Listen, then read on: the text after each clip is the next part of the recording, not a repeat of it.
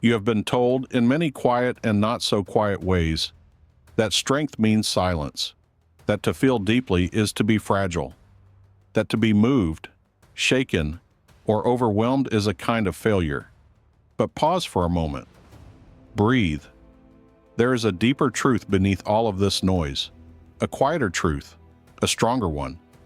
You are not weak for feeling. You are alive. Within you exists a vast inner world, a world that responds, that reacts, that cares, a world that aches when something is lost, and rises when something is meaningful. This is not a flaw. This is your nature. The wise do not deny this nature. They study it. There were those long ago who understood this clearly. They were not cold. They were not detached from life. They were deeply aware of it. They saw emotion not as an enemy, but as a signal, a movement of the mind, a call for attention, and so must you. You may feel anger. You may feel sorrow. You may feel fear, doubt, longing, even despair. These will come.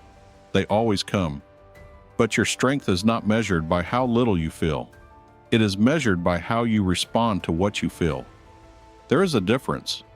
A storm may rise within you, but you are not the storm. You are the one who witnesses it, the one who can choose how to stand within it. This is where your power begins. Not in suppression, not in denial, but in understanding. To understand your emotions is to take the first step toward mastering them. And mastery is not control in the harsh sense. It is not force. It is clarity. It is calm awareness. You begin to see what belongs to you and what does not. You begin to see what you can shape and what must be released. So do not turn away from what you feel. Do not label it weakness. Instead, turn toward it. Observe it. Learn from it. Because within your feelings lies the path to discipline, to resilience, and to peace. And that path begins now. There will be moments when your emotions feel heavier than you can carry. Moments when your thoughts spiral, when your chest tightens, when the world feels too much, too fast, too indifferent. In those moments, you may be tempted to escape, to shut down, to numb yourself, to pretend that nothing touches you. But this is not strength. This is avoidance. True strength is quieter. It does not run. It does not hide. It stands still. It observes. It asks, what is happening within me right now? This question alone changes everything, because when you ask it, you create distance, a small but powerful space between you and the emotion. And in that space, you are no longer controlled. You are aware. Awareness is the beginning of freedom. Your anger, for example, may rise quickly. It may demand action. It may tell you that something must be said, immediately, sharply. But pause. Not every impulse deserves obedience. You can feel anger without becoming it. You can feel sadness without drowning in it. You can feel fear without surrendering to it. This is the discipline you must cultivate. Not the discipline of suppression, but the discipline of response. You must learn to ask yourself, is this within my control? If it is, act with clarity. If it is not, release it. This principle is simple, but living it requires courage, because much of what disturbs you is not within your control. The opinions of others, the outcomes you desire, the past you cannot change, the future you cannot predict. These things will pull at your emotions. They will try to anchor you to anxiety and frustration. But you must remember, you are responsible for your mind, not for the world. When you begin to accept this, something shifts. You stop wasting energy resisting what is inevitable. You stop arguing with reality. You stop demanding certainty where none exists. And slowly, peace begins to emerge. Not because life becomes easier, but because you become steadier. You begin to see that emotions are not commands. They are messages. Anger may show you that a boundary has been crossed. Sadness may show you that something mattered deeply. Fear may show you where you feel unprepared or vulnerable. These are signals. Nothing more. And like all signals, they must be interpreted, not obeyed blindly. This is where wisdom grows. You become less reactive, more deliberate, less impulsive, more grounded.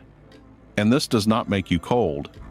It makes you strong in a way that cannot be shaken easily, because your strength no longer depends on external conditions. It comes from within, from your ability to remain composed, even when your inner world is unsettled, from your ability to act with intention, even when emotion is loud, from your ability to choose your path, even when the road is unclear. So when you feel deeply, do not shrink. Stand taller. Say to yourself, I feel this, and I remain in control. Repeat it. I feel this, and I remain in control. Let it anchor you. Let it guide you. Because the goal is not to feel less. The goal is to be ruled less. And that is the beginning of true resilience. There is a quiet strength that forms within you when you stop fighting your emotions and start understanding them. It does not happen all at once. It is built slowly, in moments of pause, in moments of restraint, in moments when you choose silence over reaction. You will be tested. There will be days when frustration rises again and again. Days when disappointment lingers. Days when you question your progress. On those days, remember this: progress is not the absence of struggle. It is the way you meet it. You are not meant to be untouched by life.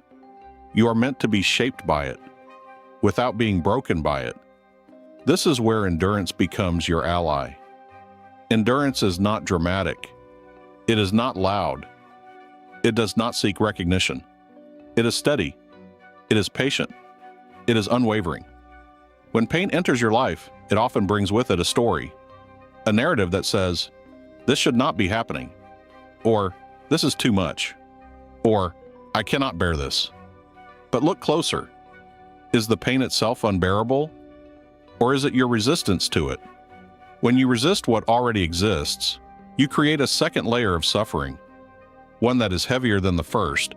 But when you accept reality as it is, without judgment, without complaint, something changes.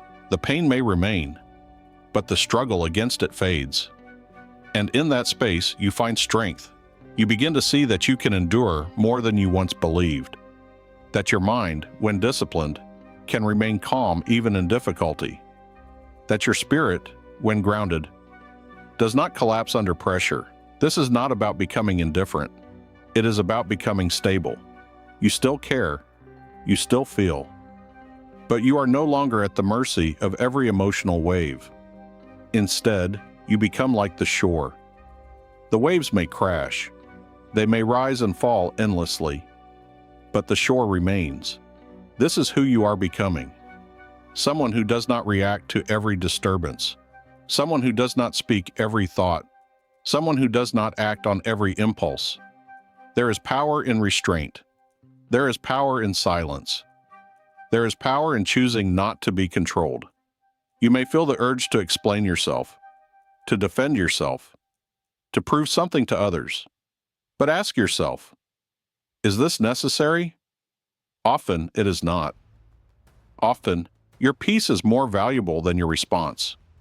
And so, you learn to let go, not out of weakness, but out of wisdom. You let go of arguments that lead nowhere.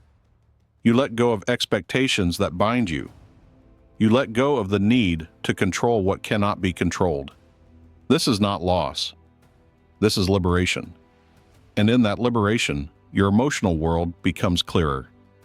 You no longer fear your feelings. You no longer try to escape them. You sit with them. You observe them. You allow them to pass. Because they will pass. Every emotion, no matter how intense, is temporary. But your character, that is built over time. With every moment of patience, you strengthen it. With every act of self-control, you refine it. With every choice to remain calm, you solidify it. So when suffering comes, and it will, do not see it as an enemy. See it as a teacher. Ask yourself, what can this teach me about myself? What strength can I build here? And then stand firm, not rigid, not closed, but grounded, because within you is a strength that does not depend on ease, a strength that is forged in difficulty, a strength that grows every time you choose awareness over reaction. This strength is already within you. You are simply learning how to use it. Now take a moment, return to your breath, slow, steady, present. Feel the quiet within you. It has always been there, beneath the noise, beneath the emotion, beneath the constant movement of thought. This is your center, and no matter what you feel, no matter how intense, how overwhelming, how persistent, this center remains. You are not your anger, you are not your fear, you are not your sadness. You are the one who experiences them, and the one who can guide them. Remember this. You are not weak for feeling. You are strong for staying present with what you feel. You are strong for choosing awareness over impulse. You are strong for refusing to be ruled by what arises within you. This is your path. A path of discipline, a path of patience, a path of quiet mastery. There will be days when you falter, days when emotion takes over, days when you react before you reflect. Do not condemn yourself. Learn, adjust, continue. Because strength is not perfection, it is persistence. Each moment is a new opportunity to respond differently, to stand a little firmer, to see a little clearer, to act with a little more intention. And over time, these small moments become your character, a character that is calm in chaos, steady in uncertainty, unshaken by what cannot be controlled. This is what it means to live wisely. Not to eliminate emotion, but to understand it.